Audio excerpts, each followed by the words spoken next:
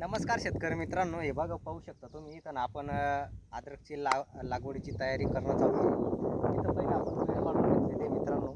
आणि मित्रांनो, बेड पाडत असताना केव्हाही ध्यानात लक्षात ठेवा की बेडची हाईट एकदम कमी असू द्या.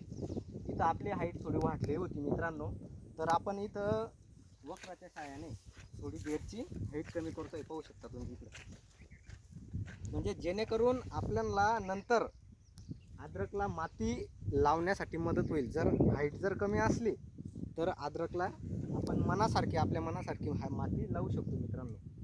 तर मित्रांनो, व्हिडिओ कसा वाटला?